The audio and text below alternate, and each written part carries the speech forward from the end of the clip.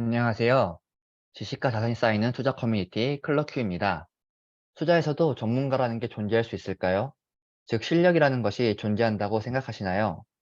투자의 목적이 수익이라면 전문가들이 일반인들을 대상으로 월등한 성과를 내거나 반대로 일부러 저조한 수익률을 기록할 수 있을까요?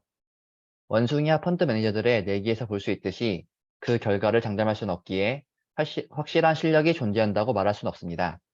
다만 평균적으로 보았을 때의 성과 차이는 존재하므로 어느 정도의 실력이라는 게 존재한다고 생각합니다. 많은 투자자들이 소위 전문가라고 칭하는 사람들의 영상과 글을 보거나 의견을 듣고 투자에 나서지만 실패합니다. 전문가라는 사람들도 틀리는 경우가 많은 이유를 랜덤워크 투자 수업에 나온 내용을 통해 살펴보겠습니다. 첫째, 무작위 사건의 영향을 받습니다. 주가 예측은 기상 예측보다 어렵다는 말이 있습니다. 그만큼 기업과 투자의 세계에는 많은 변수가 존재합니다. 일례로 정부의 예산 집행이나 법률 제정, 규제 조치와 기업들 간의 계약, 경영진의 문제, 경쟁자 출현, 대규모 재난 발생 등이 있습니다. 전문가들이 의견을 낸 것은 어느덧 과거가 되어버리고 기업 안팎의 상황들은 계속 변해갑니다. 둘째, 의심스러운 이익이 보고됩니다. 기업은 많은 이해관계자들이 얽혀있기 때문에 자신들의 성과를 잘 내고 있는 것처럼 보여야 합니다. 허나 기업의 회계는 책 속의 표현을 빌리자면 비키니와 같습니다.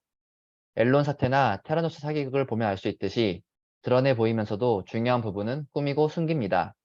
매출 밀어내기나 과도한 연구 개발비 계상 등 합법과 불법의 경계를 오가기도 합니다. 셋째, 분석가들도 실수합니다. 어떤 전문가들은 기본적인 숫자 단위를 틀리거나 전문 용어를 잘못 사용하는 기초적인 실수를 하기도 합니다. 최근에 저는 CPI와 PPI를 CPL, PPL로 쓴 기사를 보기도 했습니다. 또한 게으르거나 무능한 분석가들은 뉴스 내용이나 다른 전문가들의 자료를 그대로 베끼거나 회사에서 제공하는 정보를 검토하지도 않고 옮겨 적기에 급급하기도 합니다. 넷째, 능력 있는 분석가들이 유출됩니다. 회사에 속해 있는 전문가가 능력이 있다면 요즘 시대에는 회사에 머무를 이유가 없습니다. 실제로 많은 제도권 펀드 매니저들이 독립하여 유튜브를 하거나 자체 콘텐츠를 만드는 등의 도전을 하였습니다. 아니면 헤지펀드나 사모펀드로 자리를 옮기거나 상장사의 임원으로 가는 등의 길도 열려 있습니다. 고로 제도권 내에는 점점 능력 없는 전문가들만 남게 되는 것입니다. 마지막으로 이해관계가 상충됩니다. 전문가들은 속해 있는 조직의 성과를 위해 실적을 내야 합니다.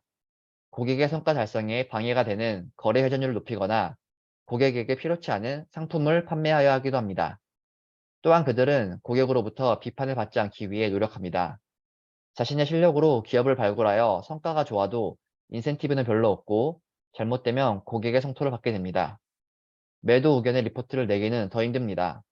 고로 증권사 애널의 매수 의견은 보유 의견으로, 중립 의견은 매도 의견으로 보수적으로 해석해야 합니다. 그럼에도 요새는 독립 리서치나 각종 스터디, 학회 등에서 매도 의견을 내는 리포트들이 나오는 등 변화가 나타나고 있습니다. 한 예로 상장 당시 공모가 37,000원이었던 카카오뱅크의 목표 주가를 24,000원으로 냈던 한 증권사는 참 대단한 용기였는데 지금 보면 주가가 딱 그 수준이니 인정해줘야 합니다. 이러한 단점들이 있지만 기관들이 갖고 있는 정보력과 전문성 등 장점들도 분명 있기에 잘 활용하는 방안도 있을 것입니다. 각자가 증권 분석가들의 의견을 어떻게 이용하시는지 나눠봐도 좋을 것 같습니다. 오늘 내용은 랜덤워크 투자 수업을 기반으로 제작하였습니다. 감사합니다.